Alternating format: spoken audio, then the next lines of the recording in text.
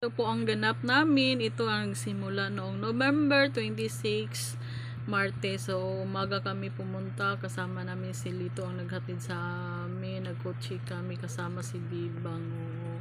Maulan-ulan yan guys. Pero hindi na masyadong maulan pagdating namin doon. Kaya ayan, mga picture namin.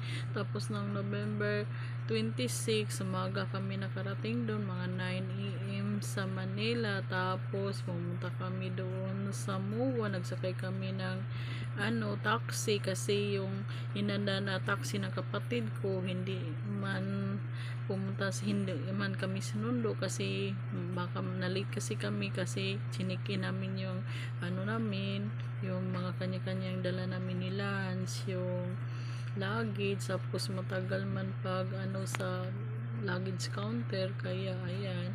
Oo guys, so doon kami naghintay sa labas ng Terminal 3 kasi Cebu Pacific ang sinakyan namin. Tapos doon kasi sa Terminal 3 ang ng Cebu Pacific, kaya ayan, naghintay kami dyan. Tapos pagka kumain kami, doon kami naglakad sa papuntang kasi 3 p.m. pa ang check-in namin. Naghintay kami, doon kami na kumain sa McDo sa gilid-gilid ng MUA. Tapos pala kaya pagka next day na yan, pagka November 27, wala kaming lakad noon kasi hintay namin yung tenant. Sa gabi pa daw siya ma-occupied. Pumunta kami doon sa SMDC office. Ayan guys, so nakig-meet up kami. Busy naman kasi ako kasi sabi ng anak ko hindi bagay. Ayan, ilang ulit ako nagbihis niyan guys. Kaya dyan, mga wala na yung iba. Yan ang siya. Kala ko na wala siya kasi ako lang doon nag-isa sa kundo naghintay kasi meron yung tatay ng kamag-aral niya, si Ray, nandun kasi sa Manila nagtrabaho. Tinawagan siya, mag-meet up daw sila o nakarating sila sa Starbucks. Ninalan ako ng Starbucks juice. Tapos yan sa November 27 sa gabi, hinintay namin yung tenant. Upang i-visit namin yung condo unit. Oo, bagong tenant siya guys. Kami kung ano ang agreement namin. Naman pumayag naman siya sa gusto namin mangyari. Hinintay namin dyan yan. Pag-uwi na namin guys, pauwi na kami yan November 30. Ay, hindi pala yan guys. So yan, mga ganap namin doon guys. So yan ang tinitira namin, staycation sa 9th floor sa vacation. Tapos ayan yung tenant namin, sumundo siya doon sa lobby.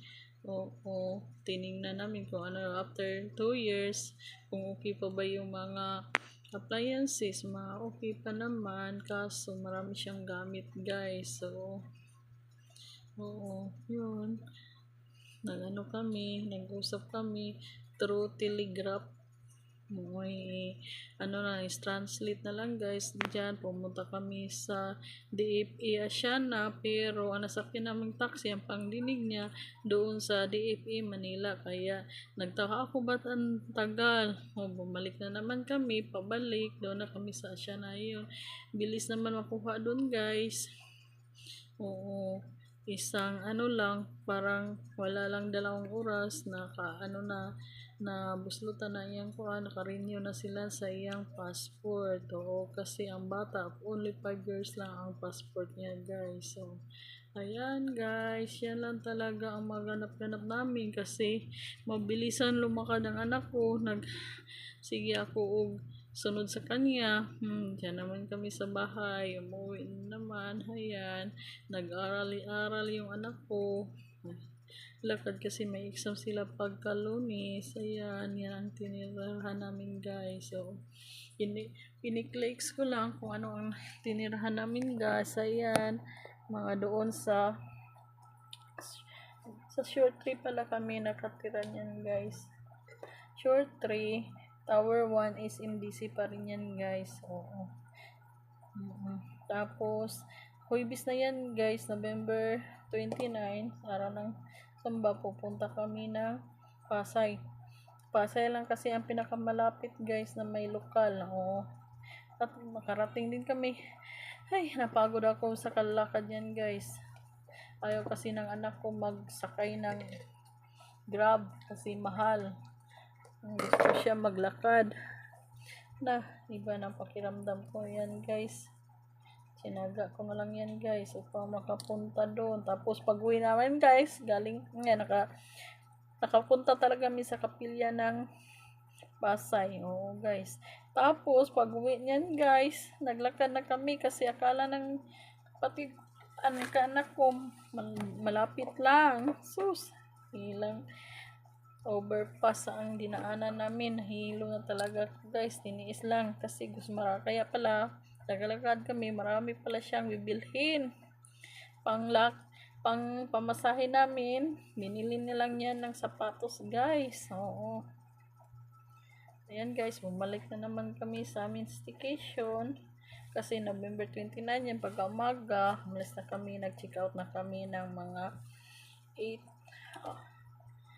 pa yan guys kasi alas 12 ang ano namin alis, baka ma-traffic. Nag-grab na lang kami yan guys, nag-grab taxi pang hindi kami malate guys. Yan ang mga ganap namin doon guys, walang masyadong ganap kasi bilisan. Yun lang ang napuntahan namin na new attraction doon sa Space Time Ice and Cube. Puntahan nyo guys, ang ganda-ganda doon. Ang adult 860, same lang ang adult tsaka kasi hanggang 6 years old lang ang nila 600 guys. So ganda nyo, new attraction, new experience guys. Nakalula doon guys, bagong maganda sa mata. At least kahit pa paano mawala yung stress kapag makabakasyon ka guys. So ilang days lang yan guys, 26 to 30. So 26, 27, 29, 30, 5 days lang guys. Oo, bilisan lang guys. So meron ka lang kami napuntahan doon. Tapos sinagad ko na lang, buti nga meron kakilala sila ni Nining na nandoon, kaya naka-appoint me guys sa DAP Asiana. Oo, upang hindi masayang papunta namin kasi wala kaming ginagawa. Yan guys, sinaon ko lang kasi sim break ng anak ko, mga 1 week. Oo, yan yung doon kami sa Conrad yan guys, doon kasi nakalagay yung Space Time and Cube.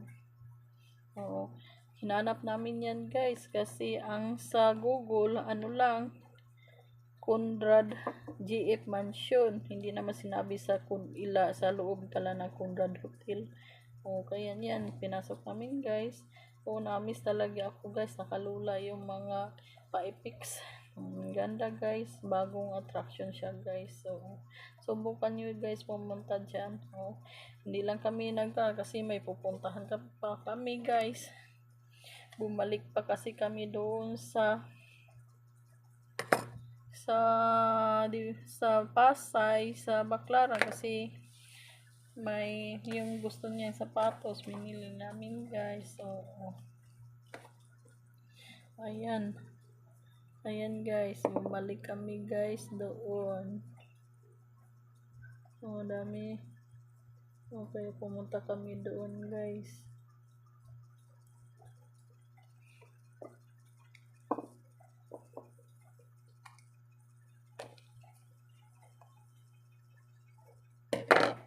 Yan ang mga nasa Space Time Ice and Cube. Oo, ayan mga new, bali yan guys, mga lang yan, studio tapos iba-ibang mga theme.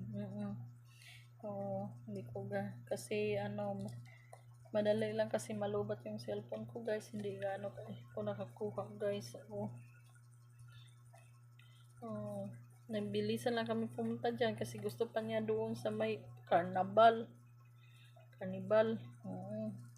Gusto siya sumakay ng Ferris wheel guys. Talaga. So kahit paano, di ako talaga experience na sasakay ng Ferris wheel. Kalula guys, hindi nga ako. Takot nga ako. Lahat takot guys eh. Nervous kasi ako. Nervous attack kasi ako guys. Oo. Hindi ko talaga ano guys.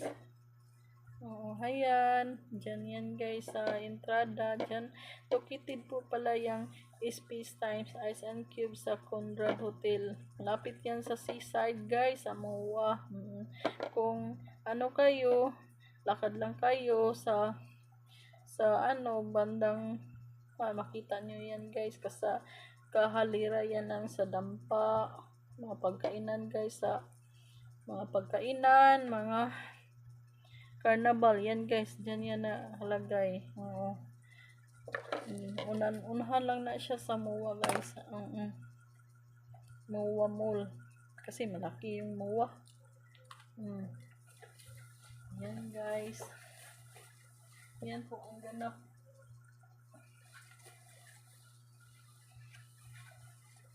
Hindi mo kalain guys, yan ang ganap po guys. Oo, ayan. O, alis na kami yan guys. Handa kami, pinakunat yung gumagamit namin kasi alis na kami. Bye-bye staycation.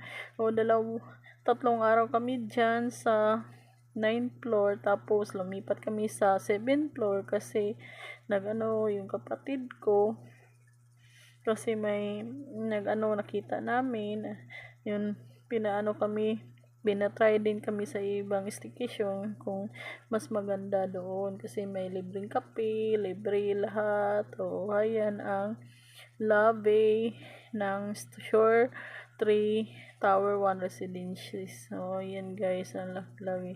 O yan, ganda-ganda ng lobby nila guys. O yan kami naghintay sa amin, kukunin yun.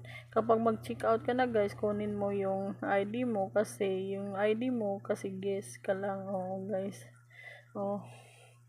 Kinuha namin yung ID tapos kami ng Grab taxi, pauwi na kami guys. So, handun kami sa Terminal 3. Ayan, naghintay kami kasi na-delay yung flight namin kasi 12 noon ang flight namin hanggang mating ng 2 p.m. kasi pala dito sa Leyte, maulan. Oo, kaya pala naghintay kami. Oo, nakapanic attack na ako dyan kasi na yung parang may turbulence guys. So, nagdasal na lang. Hindi pa naman kami katabi ng anak ko kasi nandoon ako sa 14 row, tapos exit pala yun, tapos siya sa may 19, sa may malapit na sa wings ng plane. Yan po ang tsura ko guys. Oo, ayan. Yan pinakita ko sa exit. I-explainan pa ako ng stewardess niyan guys kung payag ba ako kapag makabukas niyan guys. Payag na lang ako kasi baka ilipat ako doon sa pinakadulo. Ayan guys, ang ganap doon na yan sa loob ng airplane.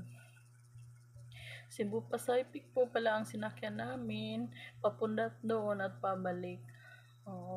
Tapos online check-in na kami upang hindi na kami mag-check-in doon sa ground or sa terminal. Kapag may ka na, papasukin ka na guys. Tapos meron naman doon sa pagpasok mo, pag bound to kapag maraming mga dala-dala, anuhin yan ng